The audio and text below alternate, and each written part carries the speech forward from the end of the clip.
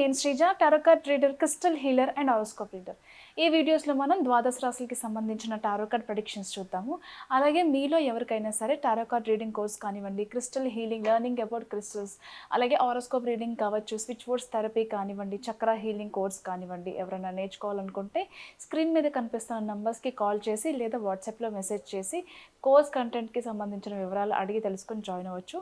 అలాగే natural and non heated certified gem stones కానివ్వండి, crystal jewellery, gem stone jewellery కావాల్సిన వాళ్ళు కూడా ఇదే నెంబర్స్ మీద సంప్రదించవచ్చు.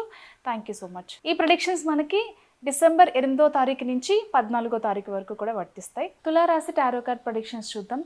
తులారాశికి సంబంధించి ఫినాన్షియల్ ఇన్బ్యాలెన్స్ అనేవి ఎక్కువ కనిపిస్తున్నాయి.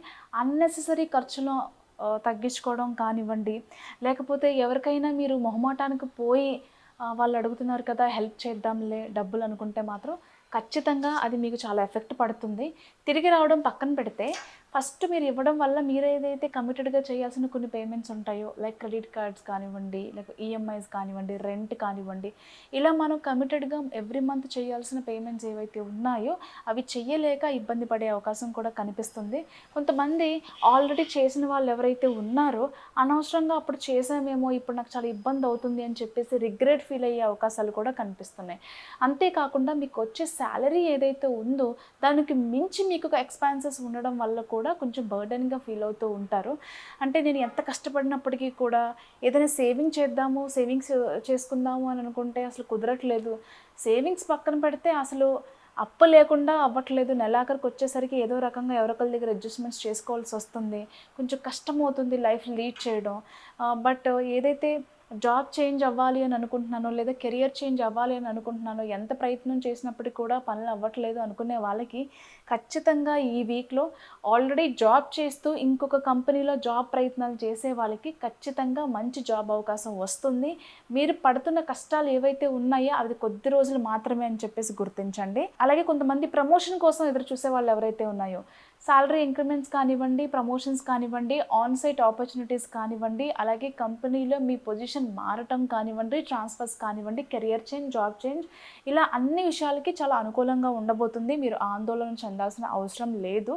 కానీ ఒకటేసారి బర్డెన్స్ అనేవి పెట్టుకోవద్దు. ఈ మంత్లో ఏదైనా శుభకార్యాలకు సంబంధించి ఖర్చులు చేయాలి అనుకున్నప్పుడు, అదే మంత్లో మీరు ఎక్కడికైనా వెళ్ళాలి అని అనుకున్నప్పుడు, ఏదైనా వస్తువులు కొనాలనుకున్నప్పుడు ఇలా ఒకటేసారి ప్లాన్ చేసుకోకుండా 1 by 1 ప్లాన్ చేసుకుంటే మీకు కూడా ఫినాన్షియల్ బర్డెన్స్ అనేవి తగ్గుతాయి. అది దృష్టిలో పెట్టుకోండి. అలాగే లాంగ్ టర్మ్ ఇన్వెస్ట్మెంట్స్ దేని మీద అయితే చేస్తే మనకి ఫ్యూచర్ బాగుంటుంది, పిల్లలకి హెల్ప్ అవుతుంది అనుకునే విషయాలు కూడా మంచి ఇన్వెస్ట్మెంట్స్ చేయగలుగుతారు. మంచి ప్రాపర్టీస్ మీద కానివ్వండి, షేర్స్లో కానివ్వండి, మంచి దాని మీద ఇన్వెస్ట్మెంట్ చేయగలుగుతారు.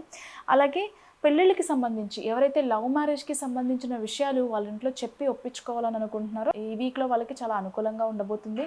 పెళ్ళిళ్ళకి శుభకార్యాలు అంటే ఎంగేజ్మెంట్ కానివ్వండి, పెళ్ళిళ్ళు కానివ్వండి, గృహప్రవేశాలు కానివ్వండి, ప్రెగ్నెన్సీకి సంబంధించిన సెలబ్రేషన్స్ కానివ్వండి, లేకపోతే పిల్లల బారసాల, అక్షరాభ్యాసం, ఇలాంటి అన్నప్రాసన, ఇలాంటి విషయాలకి కూడా చాలా అనుకూలంగా ఉంది. శుభకార్యాలు చేస్తారు. అలాగే కొన్ని శుభకార్యాలు కూడా మీరు కూడా గెస్ట్గా అటెండ్ అయ్యే అవకాశాలు కూడా ఉన్నాయి. Thank you so much.